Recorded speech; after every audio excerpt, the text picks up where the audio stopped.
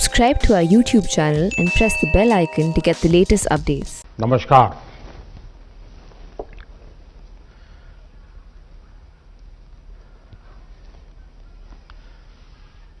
मैं सबसे पहले तो इन तीनों युवकों को हृदय से बहुत अभिनंदन करता हूं कि उन्होंने बहुत ही उत्तम तरीके से,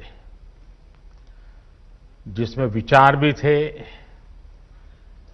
वक्तृत्व कला भी थी, धारा प्रवाह, विचार प्रवाह बहुत ही सटीक तरीके से प्रस्तुति थी। आत्मविश्वास से भरा उनका व्यक्तित्व था। इन तीनों साथियों को, हमारे युवा साथियों को विजेता होने के लिए मैं बहुत हृदय से अभिनंदन करता हूं।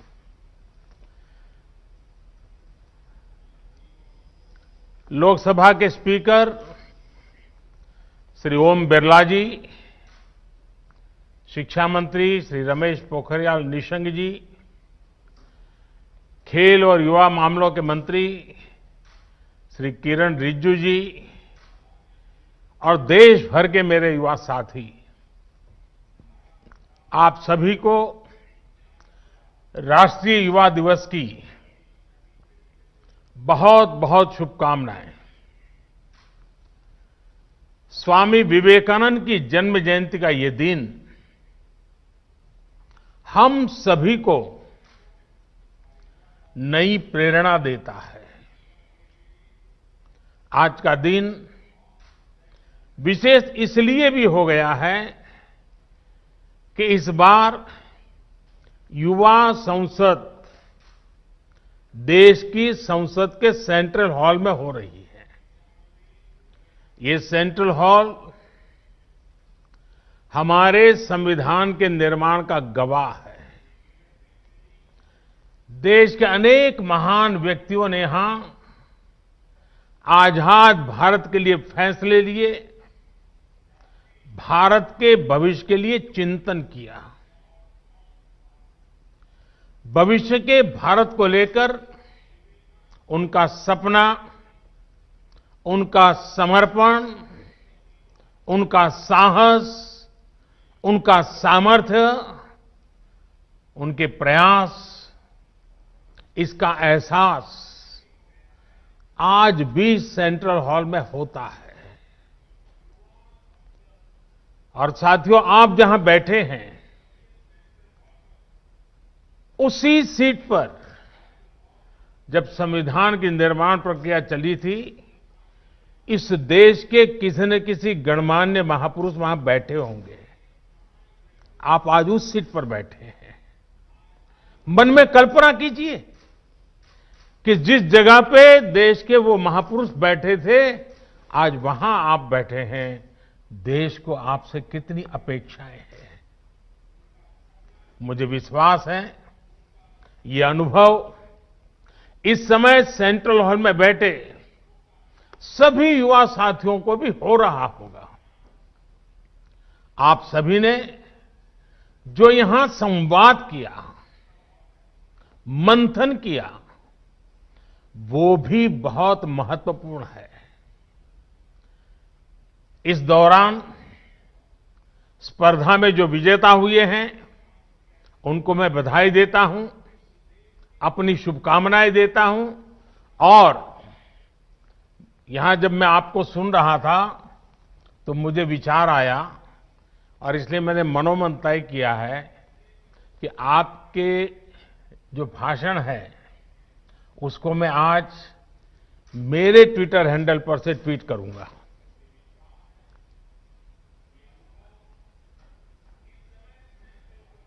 और आप तीन का ही करूंगा ऐसा नहीं, अगर रिकॉर्डेड मटेरियल अवेलेबल होगा तो मैं जो कल फाइनल पैनल में थे उनके लिए भी उनके भाषण को ट्वीट करूंगा, ताकि देश को पता चले कि ये संसद के परिषद में इस परिसर में हमारे भावी भारत कैसे आकार ले रहा है। तो मेरे लिए ये बहुत गर्व की बात होगी कि मैं आज आपके भाषण को ट्वीट करूंगा। साथियों, स्वामी जी ने जो देश और समाज को दिया है वो समय और स्थान से परे हर पीढ़ी को प्रेरित करने वाला है, रास्ता दिखाने वाला है। आप देखते होंगे कि भारत का शायद ही ऐसा कोई गांव हो, कोई शहर हो, कोई व्यक्ति हो जो स्वामी जी से खुद को जुड़ा महसूस न करता हो, उससे प्रेरित न होता हो। स्वामी जी की प्रेरणा ने आजादी की लड़ाई को भी नई ऊर्जा दी थी। गुलामी के लंबे कालखंड ने भारत को हजारों वर्षों की अपनी ताकत और ताकत के एहसास से दूर कर दिया था। स्वामी विवेकानंद ने भारत को उसकी वो ताकत याद दिलाई, एहसास कराया, उनके सामर्थ्य को उनके मन मस्तिष्क में पुनर्जीवित किया, राष्ट्रीय चेतना को जागृत किया।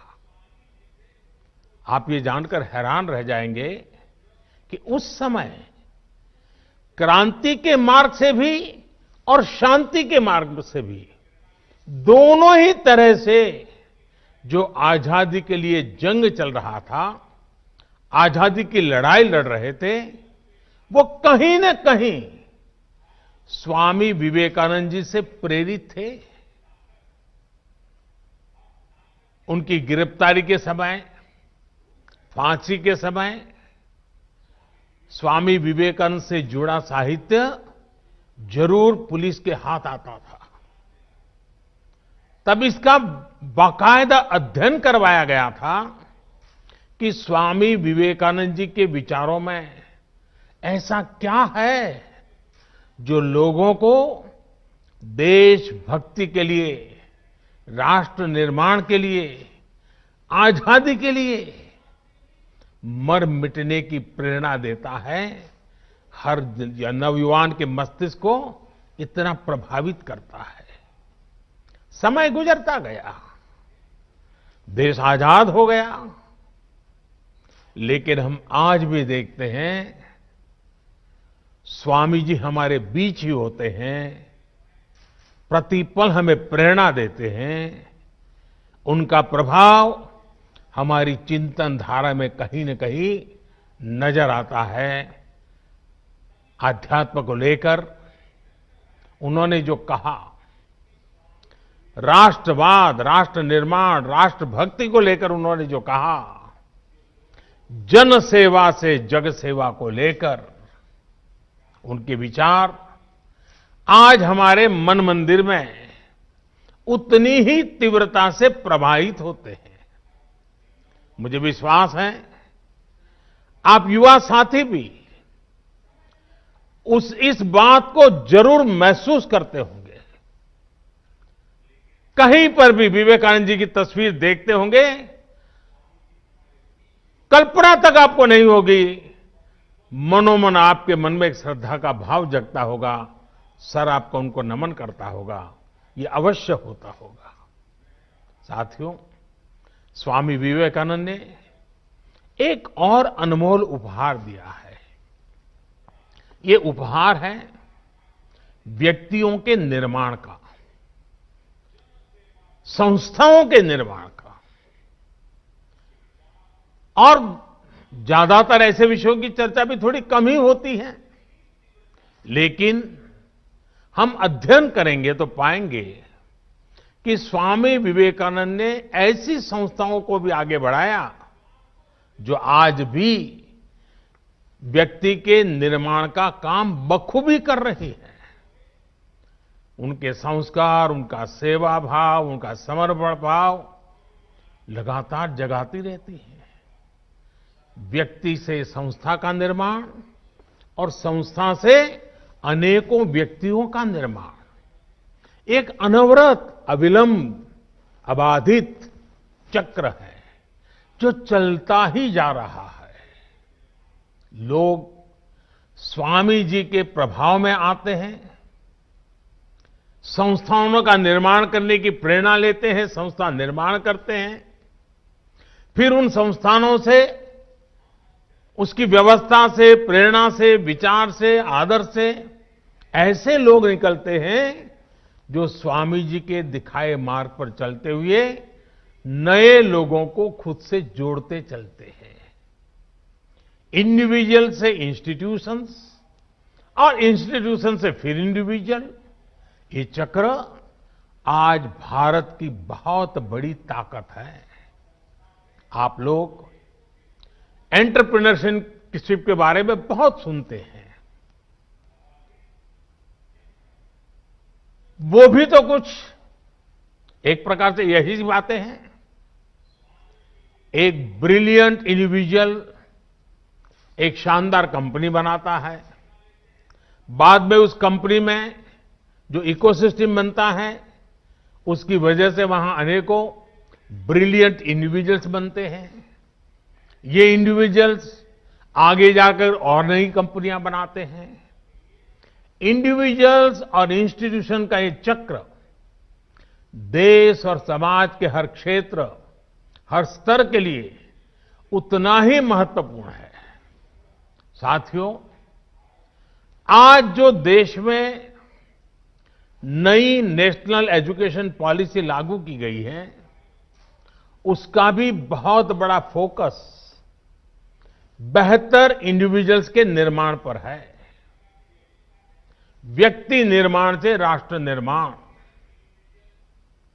ये पॉलिसी युवाओं की इच्छा, युवाओं के कौशल, युवाओं की समझ, युवाओं के फैसले को सर्वोच्च प्राथमिकता देती है।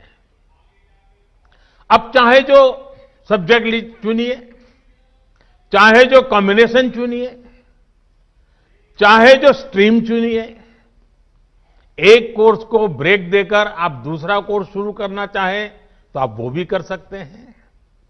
अब ये नहीं होगा कि पहले वाले कोर्स के लिए आपने जो मेहनत की थी वो बेकार हो जाएगी। आपको उतनी पढ़ाई का भी सर्टिफिकेट मिल जाएगा जो आगे ले जाएगा। साथियों, आज देश में एक ऐसा इकोसिस्टम विकसित किया जा रहा है जिसकी तलाश में अक्सर हमारे युवा विदेशों का रुख करते थे। वहां की आधुनिक शिक्षा, बेहतर एंटरप्राइज अपॉर्चुनिटीज,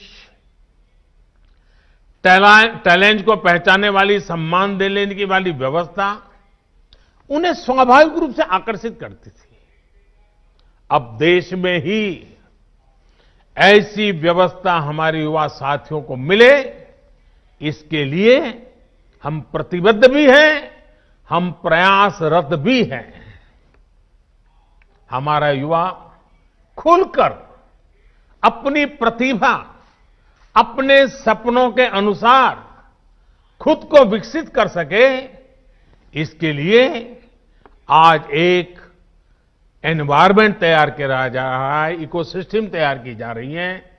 शिक्षा व्यवस्था हो, समाज व्यवस्था हो, कानूनी बारीकियां हो, हर चीज में इन बातों को केंद्र में रखा जा रहा है।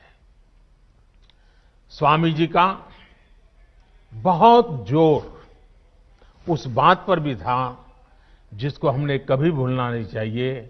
स्वामी जी हमेशा कहते थे और वो इस बात पर बल देते थे, वे शारीरिक ताकत पर भी बल देते थे, मानसिक ताकत पर भी बल देते थे। वो कहते थे, muscles of iron and nerves of steel. उनकी प्रेरणा, उन्हीं की प्रेरणा से आज भारत के युवाओं की शारीरिक मानसिक फिटनेस पर विशेष फोकस किया जा रहा है। फिट इंडिया मूवमेंट हो, योग के प्रति जागरूकता हो, या फिर स्पोर्ट्स से जुड़े आधुनिक इंफ्रास्ट्रक्चर का निर्माण, ये युवाओं को मानसिक और शारीरिक रूप से सुदृढ़ कर रहे हैं।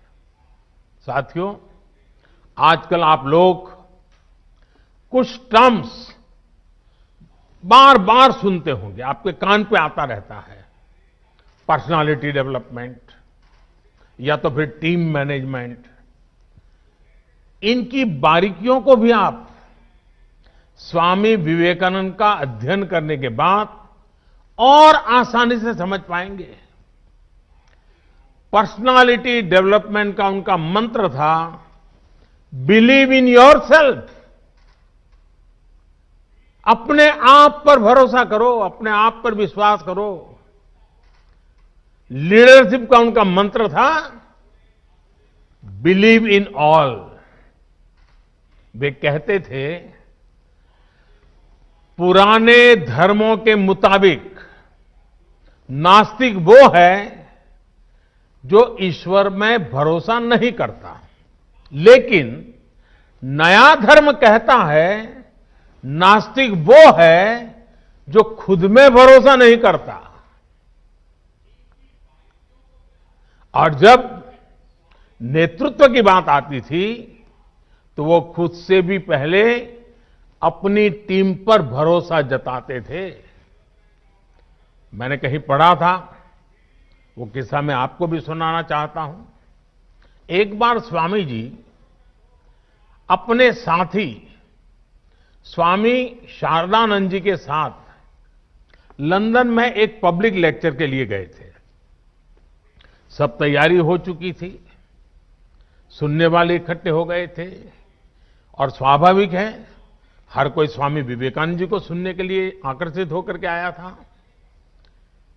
लेकिन जैसे ही बोलने का नंबर आया तो स्वामी जी ने कहा कि आज भाषण मैं नहीं बल्कि मेरे सहयोगी शारदानंद जी देंगे।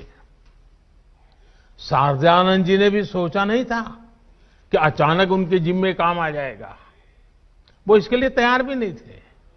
लेकिन जब शारदानंद जी ने भाषण देना शुरू किया तो हर कोई चकित हो गया, उनसे प्रभावित हो गया। और ये होती है लीडरशिप और अपनी टीम के लोगों पर भरोसा करने की ताकत। आज हम जितना स्वामी विवेकानंद जी के बारे में जानते हैं, उसमें बहुत बड़ा योगदान स्वामी शारदानंद जी का ही है। साथियों, ये स्वामी जी ही थे जिन्होंने उस दौर में कहा था कि निडर, बेबाक, साफ दिल वाले, साहसी और आकांक्षी युवा ही वो नींव हैं जिस पर राष्ट्र के भविष्य का निर्माण होता है। वो युवाओं पर, युवा शक्ति पर इतना विश्वास करते थे। अब आपको उनके इस विश्वास की कसौटी पर खरा उतरना है। भारत को अब नई ऊंचाइयों पर ले जाने का काम, देश को आत्मनिर्भर बनाने का काम आप सब युवा को ही करना है। अब आप में से कुछ युवा सोच सकते हैं कि अभी तो हमारी इतनी उम्र ही नहीं हुई है, अभी तो हंसने खेलने जिंदगी में मौज करने की उम्र है। साथियों, जब लक्ष्य स्पष्ट हो, इच्छा शक्ति हो, तो उम्र कभी बाधा नहीं बनती है, उम्र इतनी मायने नहीं रखती है। आप हमेशा याद रखिएगा कि गुलामी के समय में आजादी के आंदोलन की कमान युवा पीढ़ी ने ही संभाली थी। जानते हैं, शहीद खुदीराम बोस जब फांसी पर चढ़े तो उनकी उम्र क्या थी? सिर्फ 18-19 साल। भगत सिंह को फांसी लगी तो उनकी उम्र कितनी थी? सिर्फ 24 साल। भगवान बिरसा मुंडा जब शहीद हुए तो उनकी आयु कितनी थी? बमुश्किल 25 साल। उस पीढ़ी ने ये ठान लिया था कि देश की आजादी के लिए ही जीना है, देश की आजादी के लिए मरना है। लॉयर्स, डॉक्टर, प्रोफेसर्स, बैंकर्स, अलग अलग प्रोफेशन से यंग जनरेशन के लोग निकले और सबने मिलकर के हमें आजादी दिलाई। साथियों, हम उस कालखंड में पैदा हुए हैं, क्योंकि मैं भी आजाद हिंदुस्तान में जन्मा हूं। मैंने गुलामी देखी नहीं है, और मेरे सामने आप जो बैठे हैं, आप भी सब आजादी में पैदा हुए हैं। हमें देश की स्वतंत्रता के लिए मरने का मौका नहीं मिला, लेकिन हमें आजाद भारत को आगे बढ़ाने के लिए मौका जरूर मिला है। ये मौका हमें गंवाना नहीं है। साथियों, आजादी के 75 साल लेकर आजादी से 100 साल होने तक, ये आने वाले 25-26 साल बहुत ही महत्वपूर्ण है। 2047 जब आजादी के 100 साल होंगे, ये 25-26 साल की यात्रा बहुत महत्वपूर्ण है। साथियों, आप भी सोचिए, आप आज जिस उम्र में हैं, अब से जो समय शुरू हो रहा है अपना, वो आपके जीवन का स्वर्णिम काल है, उत्तम काल है। और वही कालखंड भारत को भी आजादी के 100 साल की तरफ ले जा रहा है। मतलब आपके विकास की ऊंचाइयां, आजादी के 100 साल की सिद्धियां, दोनों कदम से कदम मिलाकर के चल रही है। मतलब आपकी जिंदगी के आने वाले 25-26 साल, देश के आने वाले 25-26 साल के बीच बहुत बड़ा तालमेल है, बहुत बड़ी अहमियत है। अपने जीवन में इन वर्षों में सर्वोच्च प्राथमिकता देश को दीजिए, देश की सेवा को दीजिए। विवेकानंद जी कहते थे कि ये सदी भारत की है। इस सदी को, भारत की सदी, हमारी युवा पीढ़ी को ही बनाना है। आप जो भी करिए, जो भी फैसला लीजिए, उसमें जरूर सोचिए कि इससे देश का क्या हित होगा। साथियों, स्वामी विवेकानंद जी कहते थे कि हमारे युवाओं को आगे आकर राष्ट्र का भाग्य विधाता बनना चाहिए। इसलिए ये आपकी जिम्मेदारी है कि भारत के भविष्य का नेतृत्व करें। और आपकी ये जिम्मेदारी देश की राजनीति को लेकर के भी है, क्योंकि राजनीति, पॉलिटिक्स देश में सार्थक बदलाव लाने का एक सशक्त माध्यम है। हर क्षेत्र की तरह पॉलिटिक्स को भी युवाओं की बहुत ज्यादा जरूरत है। नई सोच, नई ऊर्जा, नए सपने, नया उमंग, देश की राजनीति को इसकी बहुत जरूरत है। साथियों, पहले देश में ये धारणा बन गई थी कि अगर कोई युवक राजनीति की तरफ रुख करता था तो घर वाले कहते थे कि अब बच्चा बिगड़ रहा है, क्योंकि राजनीति का मतलब ही बन गया था झगड़ा, फसाद, लूट, खसोट, भ्रष्टाचार, न जाने क्या क्या लेबल लग गए थे। लोग कहते थे कि सब कुछ बदल सकता है, लेकिन सियासत नहीं बदल सकती। लेकिन आज आप देखिए, आज देश की जनता, देश के नागरिक इतने जागरूक हुए हैं कि राजनीति में वो ईमानदार लोगों के साथ खड़े होते हैं, ईमानदार लोगों को मौका देते हैं। देश की सामान्य जनता ईमानदार, समर्पित, सेवाभावी राजनीति में आए हुए लोगों के साथ डट करके खड़ी रहती है। ऑनेस्टी और परफॉर्मेंस आज की राजनीति की पहली अनिवार्य शर्त होती जा रही है और देश में जो जागरूकता आई है ना, उसने ये दबाव पैदा किया है। भ्रष्टाचार जिनकी लीगेसी थी, उनका भ्रष्टाचार ही आज उन पर बोझ बन गया है और ये देश के सामान्य नागरिक की जागरूकता की ताकत है। वो लाख कोशिशों के बाद भी इससे उभर नहीं पा रहे हैं। देश अब ईमानदारों को प्यार दे रहा है, ईमानदारों को आशीर्वाद दे रहा है, ईमानदारों के साथ अपनी ताकत खड़ी कर देता है, अपना विश्वास दे रहा है। अब जनप्रतिनिधि भी ये समझने लगे हैं कि अगले चुनाव में जाना है तो सीवी स्ट्रांग होनी चाहिए, कामों का हिसाब पुख्ता होना चाहिए। लेकिन साथियों, कुछ बदलाव अभी भी बाकी है और ये बदलाव देश के युवाओं को, आपको ही करने हैं। लोकतंत्र का एक सबसे बड़ा दुश्मन पनप रहा है और वो है राजनीतिक वंशवाद। राजनीतिक वंशवाद देश के सामने ऐसी ही चुनौती है जिसे जड़ से उखाड़ना है।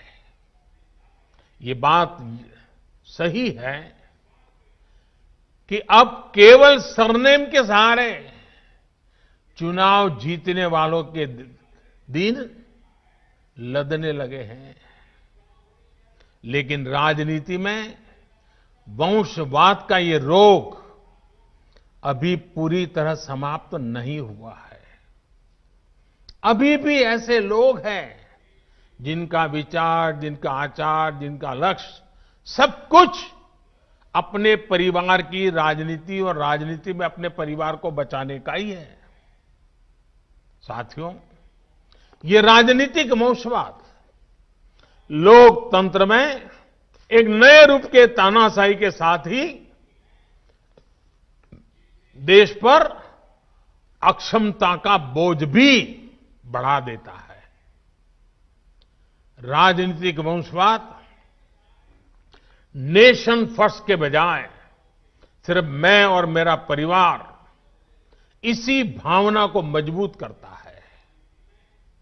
ये भारत में राजनीतिक और सामाजिक करप्शन का भी एक बहुत बड़ा कारण है। वंशवाद की जगह से आगे बढ़े लोगों को लगता है कि अगर उनकी पहले की पीढ़ियों के करप्शन का हिसाब नहीं हुआ तो उनका भी कोई कुछ नहीं बिगाड़ सकता। वो तो अपने घर में ही इस प्रकार के विकृत उदाहरण भी देखते हैं। इसलिए ऐसे लोगों का कानून के प्रति न सम्मान होता है, न कानून का उनको डर भी होता है। साथियों, इस स्थिति को बदलने का जिम्मा देश की जागरूकता पर है, देश की युवा पीढ़ी पे है और राष्ट्रयाम जागरयाम व्यायाम इसी मंत्र को लेकर के जीना है।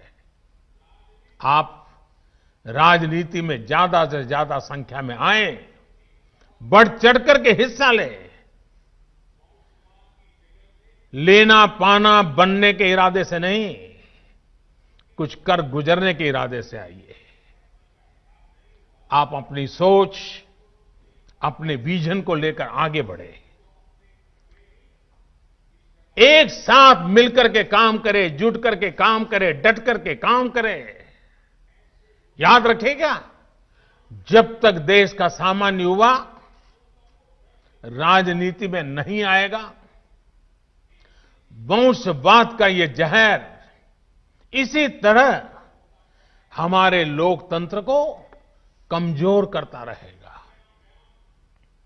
इस देश के लोकतंत्र को बचाने के लिए आपका राजनीति में आना जरूरी है।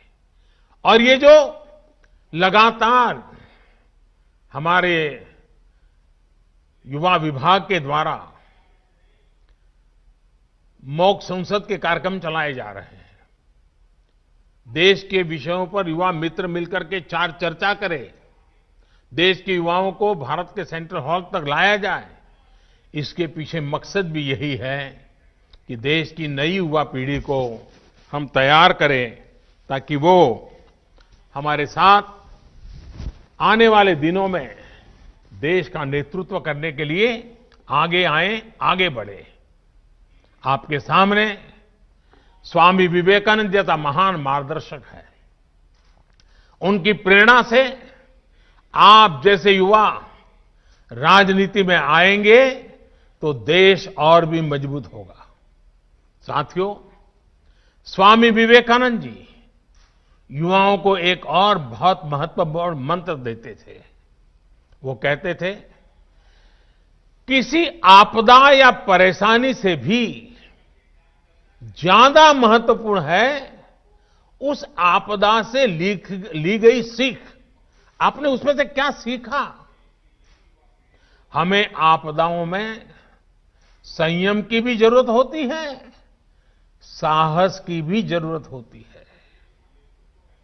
आपदा हमें ये सोचने का भी अवसर देती है कि जो बिगड़ा है हम वही दोबारा बना लें या नए सिरे से एक नए निर्माण की नींव रखें।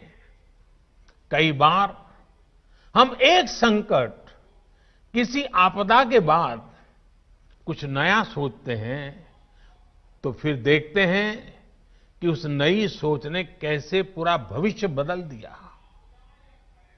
आपने भी अपने जीवन में महसूस किया होगा। मेरा मन करता है कि आज एक अनुभव मैं आपके सामने रखूं। 2001 में जब गुजरात के कच्छ में भूकंप आया था तो कुछ ही पल में सब कुछ तबाह हो गया था। पूरा कच्छ एक प्रकार से मौत की चादर ओढ़ करके सोया था। सारी इमारतें जमींदोज हो चुकी थी। जो हालत थी उसे देखकर लोग कहते थे कि अब कच्छ हमेशा हमेशा के लिए बर्बाद हो गया। इस भूकंप के कुछ महीने बाद मुझे गुजरात का मुख्यमंत्री के रूप में दायित्व निभाने की जिम्मेवारी आ गई। चारों तरफ गूंज यही थी कि अब तो गुजरात गया, अब तो गुजरात बर्बाद हो गया, अब कच्छ बर्बाद, यही सुन रहा था।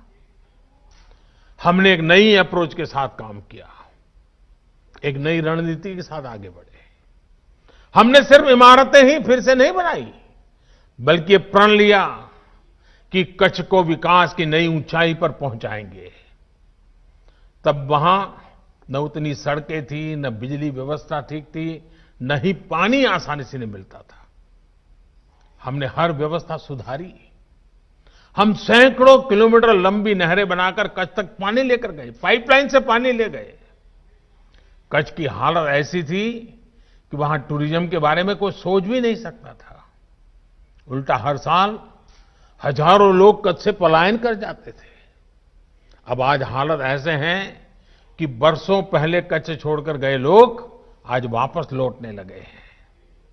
आज कच्छ में लाखों टूरिस्ट रणोत्सव में आनंद लेने के लिए पहुंचते हैं। यानी आपदा में हमने आगे बढ़ने का अवसर खोजा। साथियों, उस समय भूकंप के दौरान ही एक और बड़ा काम हुआ था जिसकी उतनी चर्चा नहीं होती है। आजकल कोरोना के समय में आप लोग डिजास्टर मैनेजमेंट एक्ट का जिक्र खूब सुनते होंगे। इस दौरान तमाम सरकारी आदेश इसी एक्ट को आधार बनाकर जारी किए गए। लेकिन इस एक्ट की भी एक कहानी है। कच्छ भूकंप के साथ इसका एक रिश्ता है और मैं ये भी शायद आपको बताऊंगा तो आपको खुशी होगी। साथियों, पहले हमारे देश में डिजास्टर मैनेजमेंट ये कृषि विभाग का हिस्सा रहता था, उसी का काम समझा जाता था। क्योंकि हमारे यहां डिजास्टर का मतलब होता था बाढ़ या सूखा। ज्यादा पानी गिर गया तो वो डिजास्टर, ज्यादा पानी कम पड़ गया तो वो डिजास्टर। बाढ़ वगैरह आती थी तो खेती का मुआवजा वगैरह देना, यही काम प्रमुखतः डिजास्टर मैनेजमेंट का होता था। लेकिन कच्छ भूकंप से सबक लेते हुए गुजरात ने 2003 में Gujarat state disaster management act बनाया। तब देश में पहली बार ऐसा हुआ जब डिजास्टर मैनेजमेंट को कृषि विभाग से लेकर वहां से बाहर निकाल करके गृह विभाग के अंडर में दे दिया गया। बाद में केंद्र सरकार ने 2005 में गुजरात के उसी कानून से सीख लेकर पूरे देश के लिए डिजास्टर मैनेजमेंट एक्ट बनाया। अब इसी एक्ट की मदद से ताकत से देश ने महामारी के खिलाफ इतनी बड़ी लड़ाई लड़ी है। आज यही एक्ट हमारे लाखों लोगों की जान बचाने में सहायक हुआ, देश को इतने बड़े संकट से उबारने में आधार बना। इतना ही नहीं, जहां कभी डिजास्टर मैनेजमेंट केवल मुआवजे और राहत सामग्री तक सीमित होता था, उसी भारत के डिजास्टर मैनेजमेंट से आज दुनिया सीख रही है। साथियों, जो समाज संकटों में भी प्रगति के रास्ते बनाना सीख लेता है, वो समाज अपना भविष्य खुद लिखता है। और इसलिए आज भारत और 130 करोड़ भारतवासी अपना भविष्य, और वो भी उत्तम भविष्य, आज देश के नागरिक खुद गढ़ रहे हैं। आपके द्वारा किया गया हर एक प्रयास, हर एक सेवा कार्य, हर एक इनोवेशन और हर एक ईमानदार संकल्प भविष्य की नींव में रखा जा रहा एक मजबूत पत्थर है। आप अपने प्रयासों में सफल हो, इन्हीं शुभकामनाओं के साथ मैं फिर एक बार देश भर में लाखों युवकों ने कोरोना के इस कालखंड में भी कहीं पर रूबरू में, कहीं पर वर्चुअल, इस यूथ मूवमेंट को आगे बढ़ाया।